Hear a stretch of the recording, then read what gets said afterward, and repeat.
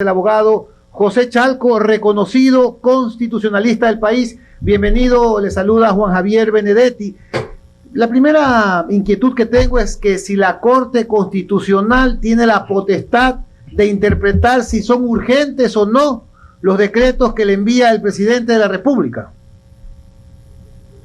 Buenos días, estimado Javier, y buenos días a quienes nos escuchan a través de tan prestigioso medio de comunicación. La Constitución del Ecuador, la Constitución vigente del Ecuador desde el año 2008, es una Constitución que diseña un sistema presidencialista.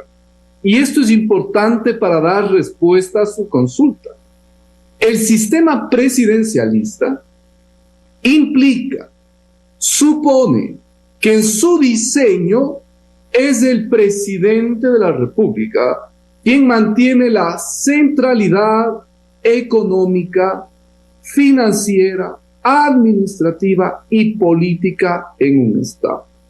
Es decir, el sistema presidencial supone que el que sabe de las necesidades de los ingresos, del financiamiento de la caja central del Estado, es el Ejecutivo, porque es un sistema presidencial distinto a un parlamentarismo o distinto a un sistema como el Westminster inglés. Esto es un sistema presidencialista. En consecuencia, la respuesta a su pregunta no es muy difícil de arribar, y es precisamente en el marco de que es el Ejecutivo quien comprende, quien conoce, quien entiende de los números y sabe qué es económico y qué es en consecuencia urgente para el país. La Corte Constitucional, en sus últimos dos dictámenes respecto de la constitucionalidad de las propuestas de decreto ley que el presidente buscó expedir, cometió varios errores. Y precisamente varios constitucionalistas serios del país, los constitucionalistas serios, no los cachiporreros de normas, los constitucionalistas serios hemos dicho que la Corte Constitucional lo único, lo exclusivo que debe realizar es un control de compatibilidad constitucional para que la audiencia nos comprenda. Lo que la Corte Constitucional, como un órgano de control de la Constitución, tutor, guardián de la Constitución, que busca que esté vigente la Constitución, lo que le corresponde hacer es no ingresar a mirar si hay algo económico o no, si hay algo urgente o no. La Corte Constitucional es un órgano jurisdiccional que lo que tiene que mirar es la compatibilidad, la coherencia de las disposiciones propuestas en el decreto ley por el Ejecutivo y la Constitución. Permítame simplemente ser casi que gráfico en esto. El presidente de la República no podría sostener, por ejemplo, de que hay una urgencia económica en el país porque hay muchos robos y que como existen muchos robos, vamos a poner la pena de muerte a los que roben.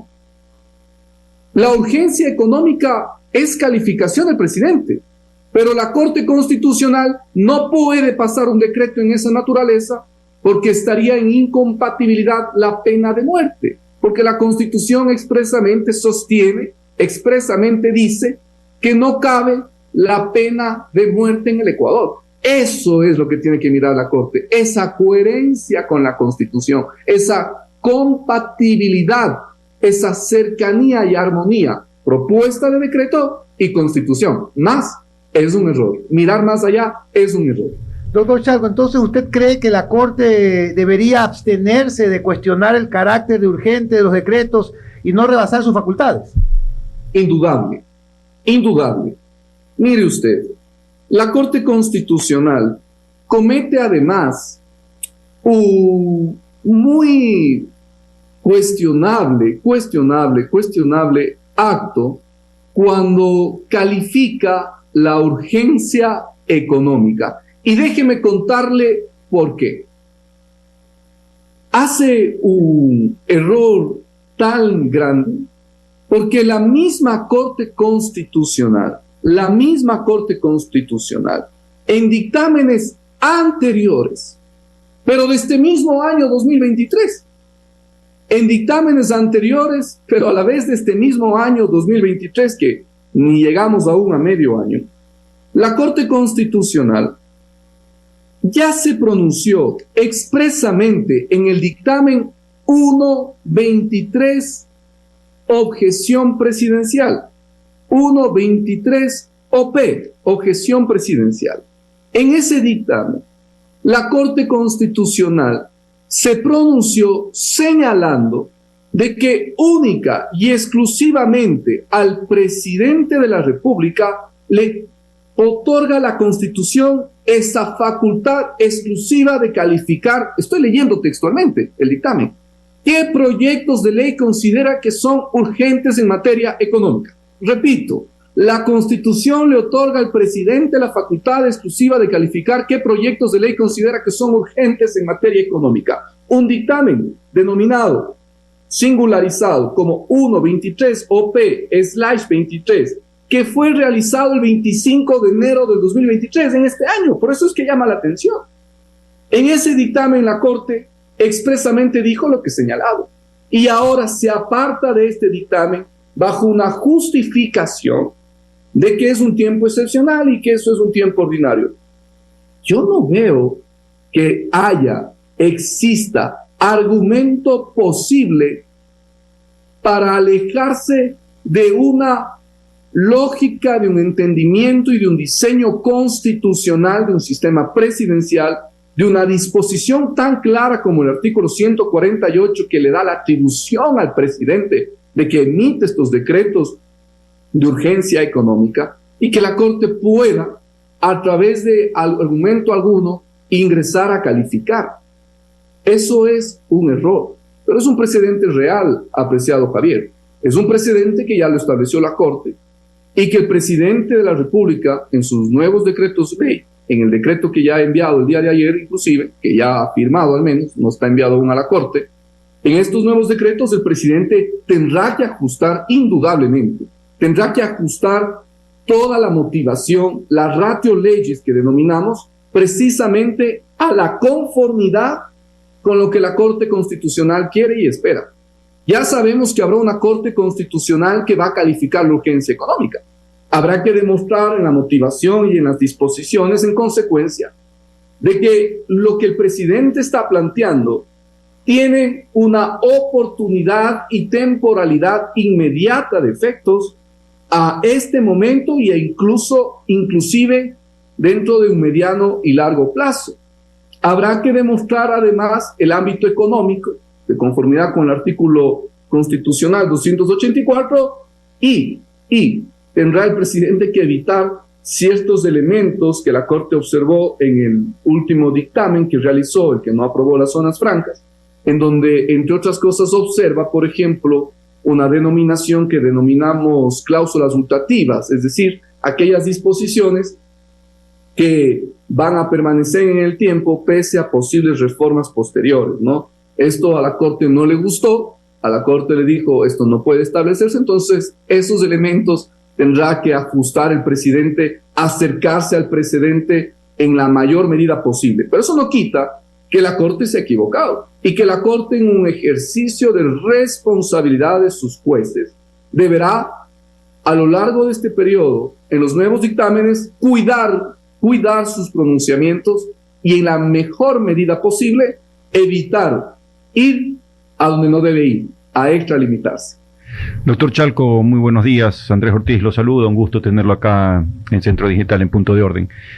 Una de las cosas que nos llamó la atención a quienes estamos en el mundo del derecho fue la situación de la Corte de no establecer plazos para dictar sus dictámenes en este tiempo de muerte cruzada respecto a los decretos leyes de urgencia económica.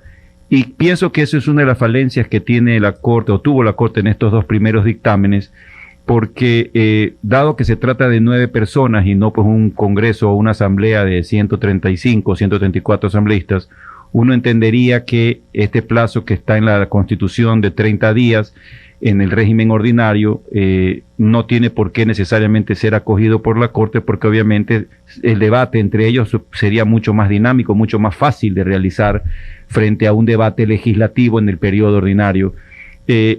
A su criterio, y apartándonos un poco del tema actual ahorita, del análisis que comparto plenamente y que yo incluso también lo he dicho públicamente respecto de esta intromisión de la Corte en valorar o no la urgencia económica, es importante porque todavía el gobierno ha dicho que sí va a dar o va a entregar varios otros decretos leyes y el tiempo apremia.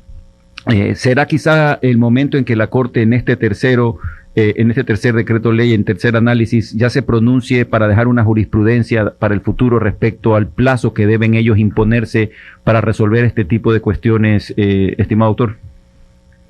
Una de las características de una forma de gobierno republicana y de un modelo constitucional, de un Estado constitucional, es el respeto a las disposiciones, pero también la autoobligación, la autorresponsabilidad de los órganos y los servidores.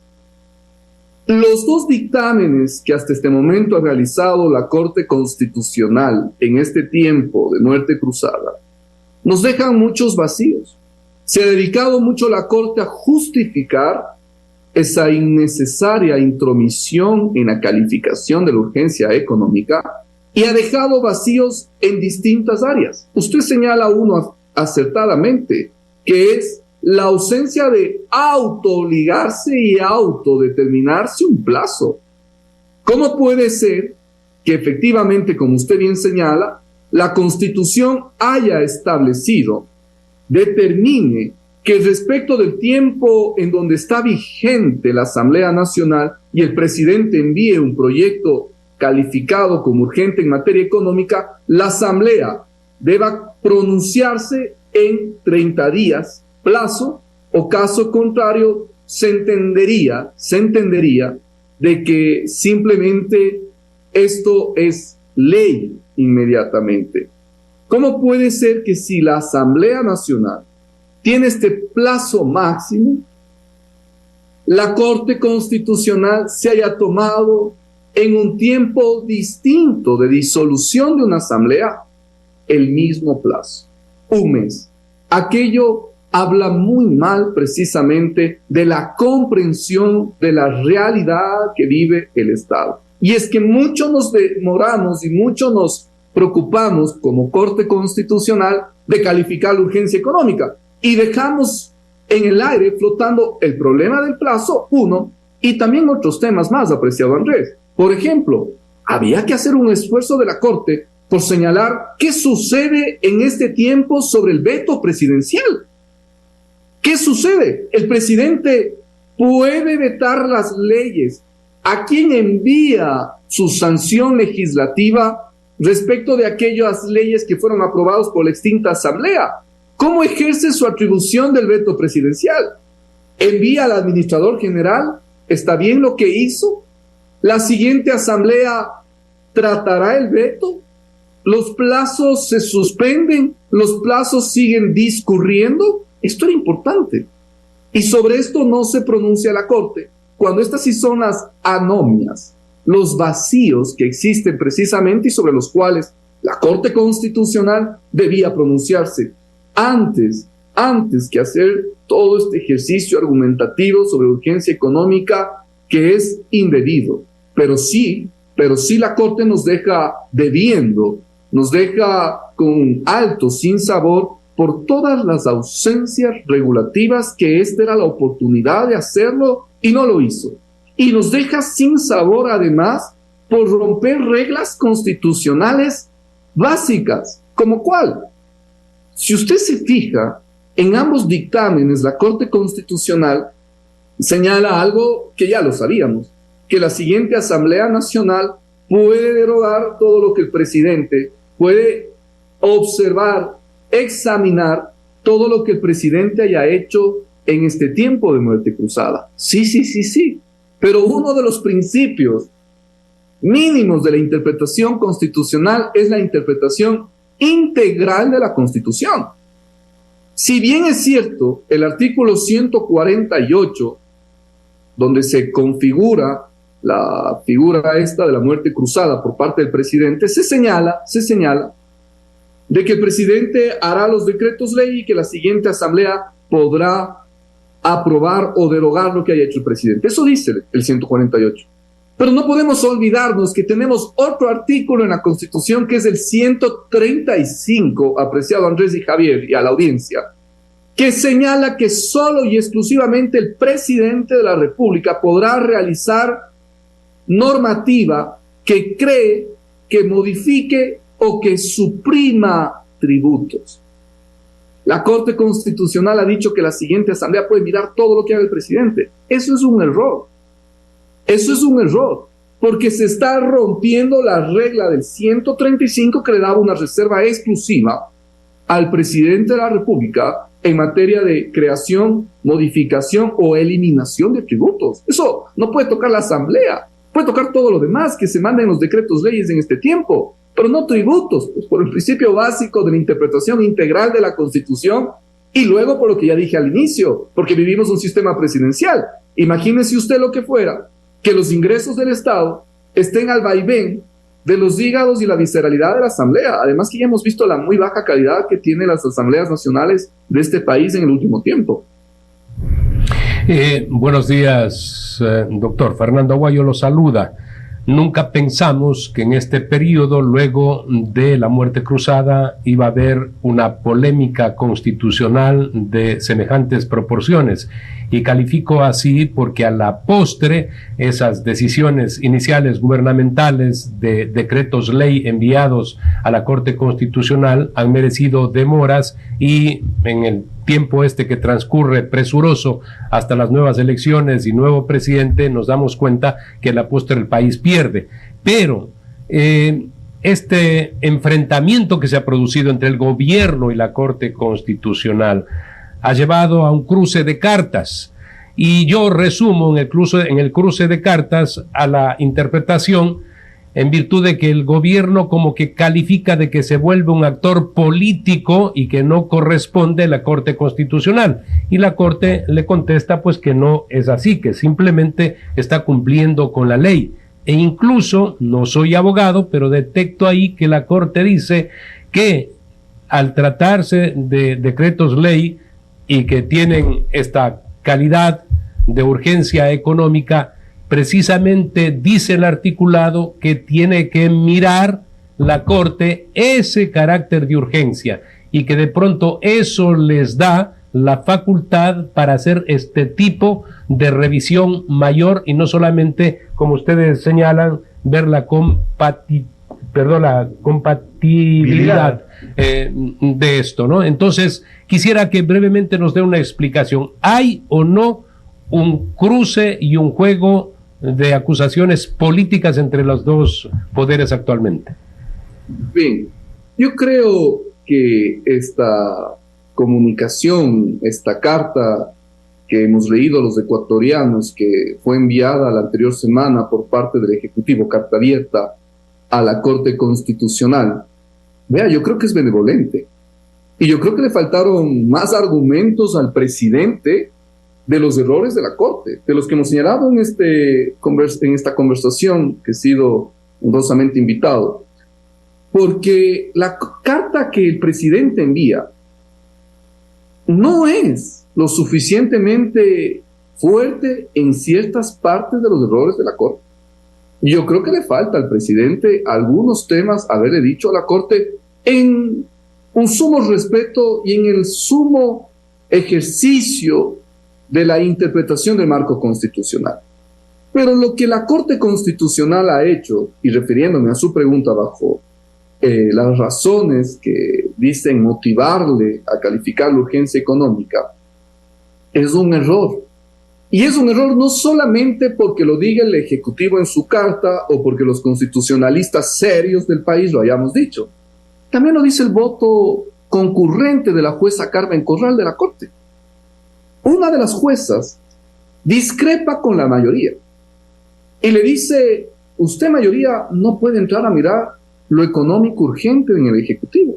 Y le señala varias razones y entre ellas una interpretación interesante y respetable del artículo 148, en donde efectivamente dice la jueza Corral que la Constitución señala que el presidente podrá, previo dictamen de la Corte Constitucional, realizar o expedir decretos leyes de urgencia económica. Ella divide estas dos partes. El dictamen es solamente sobre la constitucionalidad. ¿Por qué? El decreto de urgencia económica está denominado así en la Constitución. El profesor Salgado, uno de los constitucionalistas más importantes que tiene este país, el doctor Hernán Salgado Pesantes, señala en la teoría, en la doctrina, efectivamente, que los decretos ley urgentes económicos tienen ese nombre. Vea, él va incluso más allá. Él señala que así se llaman, decretos económicos urgentes, pero no para entrar a una valoración de nadie respecto de si son o no son económicos o urgentes. Llega a ese extremo el profesor Salgado a señalar de que ese es el nombre, esa es la denominación del decreto. Yo sostengo de que la valoración es del Ejecutivo por el sistema presidencialista que vive el Ecuador, y porque además estamos, apreciado Fernando, en torno a un órgano judicial. No estamos en torno a un órgano económico. Y en esto hay que ser serios, porque además en este país todo es urgente económicamente. Y la Corte señala que sí y que no, fuera de que lo haga quien administra el Estado y quien tiene la potestad ejecutiva. Yo creo que esto es un tema que no ha sido comprendido debidamente por la Corte. No se trata de afinidades con un presidente o no. Se trata de un respeto al orden constitucional. Vea, Fernando, déjeme decirle algo más. La Corte Constitucional, en el intento de decreto 2 sobre estas zonas francas, más allá del análisis del fondo, la Corte hace un ejercicio de decir, esto va a ser de aquí a 20 años. Y si es de aquí a 20 años, los efectos, señala la Corte, ya no es urgente económico. Ya no es urgente económico y por eso no le da paso. Les cuento que es por eso. Yo les pregunto, apreciados amigos, apreciado Javier, Andrés y Fernando, con quien tengo este gusto de compartir. La dolarización, han pasado más de 20 años, ¿no? Estamos llegando a los 23 años de la dolarización. La dolarización tiene más de 20 años. Y alguien puede decir que los efectos económicos no se siguen viendo después de 20 años y que los efectos económicos no se vieron en la crisis del 99 y del año 2000, cuando se tomó la medida. Es que en economía y en macroeconomía, yo no soy economista, pero leo la economía, me interesa la economía. En macroeconomía no hay pues decisión que sea de aquí a 4 meses hasta que me vaya. No hay decisión que sea de aquí a 5 meses hasta que se acabe la muerte cruzada. No existe eso en macroeconomía y esto deben entender los jueces. En la macroeconomía todo efecto es ahora, a mediano, corto y a largo y extendido plazo. Les pongo el ejemplo de la dolarización. ¿Qué efecto más abrupto al momento de tomar la decisión y luego que han pasado 20 años sigue con el mismo efecto? Entonces, ¿por qué la Corte fue más allá? No debió ir más allá. Y no debió precisamente porque no conoce de estos temas. Y hay que ser sensatos y honestos. Un juez de la Corte Constitucional es un respetable profesional con alto grado académico, pero es un abogado. Por eso es mejor no ir a donde no se debe ir y simplemente hacer lo que sabe hacer, que es mirar la compatibilidad constitucional. Así de simple es esto, Fernando. Es un órgano de control constitucional, no un órgano de control económico, no un órgano de control de urgencias y temporalidad. Muchísimas gracias, doctor Chalco. Muchas gracias, José. Gracias. Hasta luego, José, mucho gusto.